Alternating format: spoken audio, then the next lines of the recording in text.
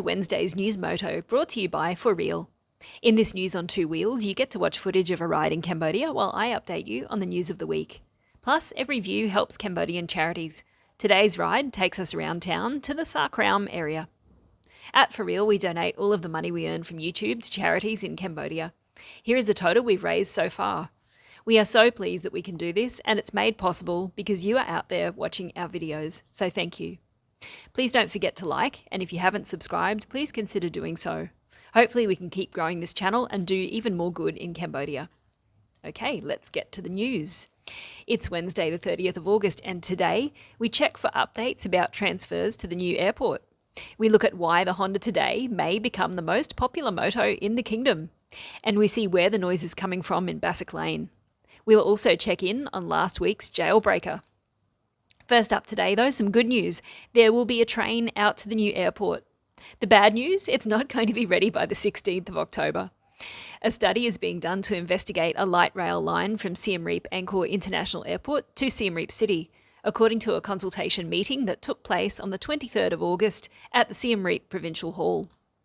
A senior engineer in the field of road management said that the light rail project from Siem Reap Angkor International Airport to Siem Reap has two options, one along the old road and the other along the new road.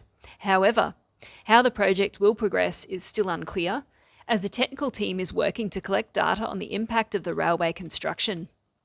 The railway will pass through the Angkor area and may affect archaeological sites or areas banned by the Apsara National Authority.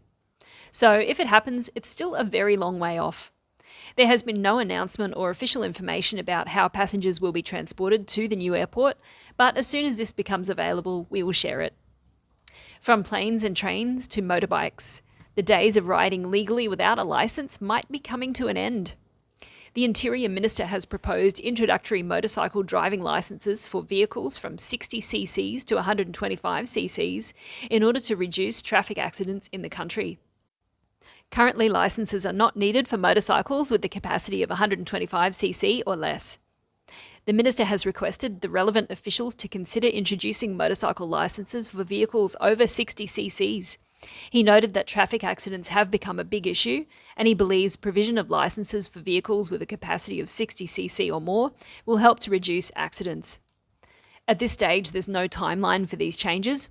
After the study phase has been completed, and if the findings indicate motorcycles are a significant cause of traffic accidents, the Ministry, along with the NWPT, will endorse the proposal and make licences statutory for vehicles over 60cc. I guess this will mean a lot more expats riding around on Honda Todays. Who knows, I might trade in my clicker and indulge my love of the 50cc Honda Cub. I wonder if these new laws will consider the electric motos that are becoming increasingly common. They are certainly much more quiet than their petrol-consuming brothers. One thing that is definitely not quiet, though, is Backstreet Bar in Phnom Penh's Bassac Lane.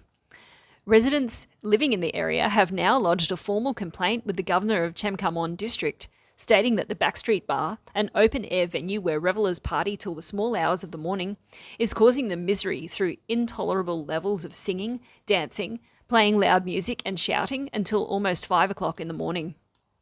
In their complaint, the local people state, "We, the people living in the area around Backstreet Bar, would like to sue the owner of Backstreet Bar for causing noise to the people. Even though we, the locals, and the village chief have often told the owner of Backstreet Bar not to cause any disturbance, the owner of Backstreet Bar still continues with these activities. I hope they can resolve the situation because it must be very hard to live close to that bar. The problem is that it's an open-air bar and the noise is not contained at all." From noisy bars to monkey attacks, the Apsara Authority has requested tourists be more careful about interacting with monkeys in the Angkor area after reports of some monkeys in the Angkor Park, especially in Angkor Wat and Angkor Thom temples, biting tourists. A guest was bitten by a monkey recently. The travel agent at the destination provided first aid by wiping the monkey and giving the injured person an injection. The travel agent wiped the monkey and gave the person who was bitten an injection. That seems a bit strange. Anyhow, in the past, some ferocious monkeys have bitten tourists because of tourists feeding the monkeys, and also because many pet monkeys have been released into the area. If you're out at the temples, do be careful of monkeys as they are very bold. A round of rabies shots would certainly put a dampener on your day trip to Angkor Wat.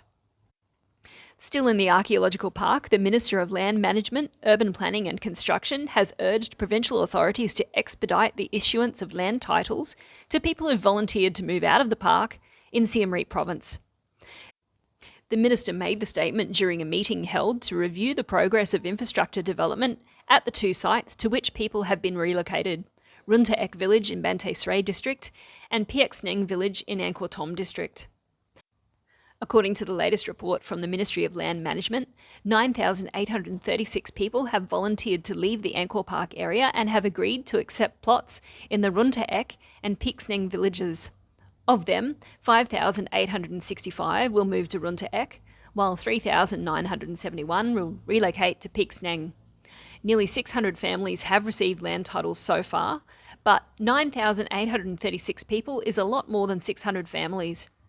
If you assume a family has 6 members, that's 1,639 families, so over 1,000 are yet to receive their land titles.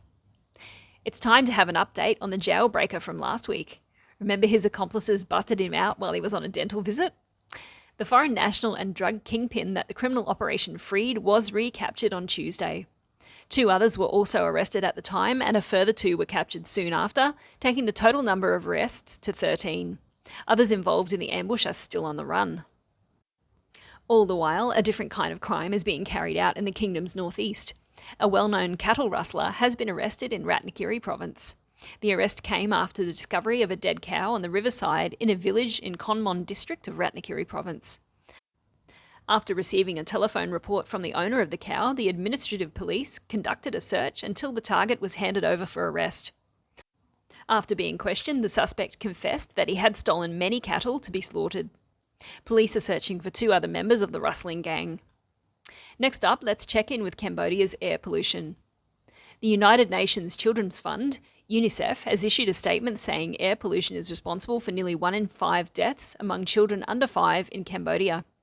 There's not a lot of detail in this one, but the statistic came from Cambodia's first Children's Environmental Health Assessment, which highlighted the major environmental risks that children face, including exposure to air pollution, water and food contamination, toxic metals, pesticides, and hazardous waste. The assessment recommends that Cambodia strengthen policies and regulations to prevent and control the exposure of pollutants and contaminants, enhance the capacity of healthcare professionals to address environmental health issues, and promote public awareness of climate change and environmental issues. But now for some good news.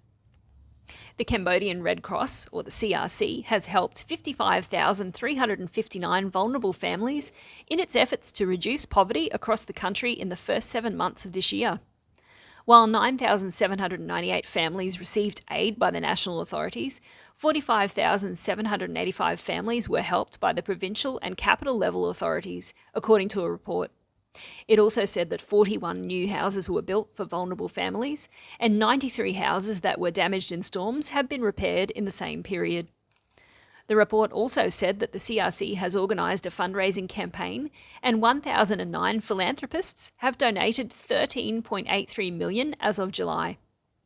The provincial branches raised a total of $2.94 million. The report added that the CRC will expand its interest-free loans to 421 more families, especially to educate and raise awareness on climate change and healthcare to 13,728 people in the target villages. 111 first aid training sessions were held with 4,481 participants. In addition, the CRC has educated and promoted the importance of lifelong first aid training 83 times with 4,509 participants. The Cambodian Red Cross also provided $1 million to the Kanthabopha Foundation of Cambodia and $20,000 to the Angkor Hospital for Children. That brings us to the end of this week's news. You're now up to date with all of the most important events in the kingdom. Thank you for watching. If you haven't seen the video we uploaded on Sunday, it's our 7 reasons why you should retire to Siem Reap right now. If you haven't seen it, check it out. Take care, have a great week, and we'll see you very soon.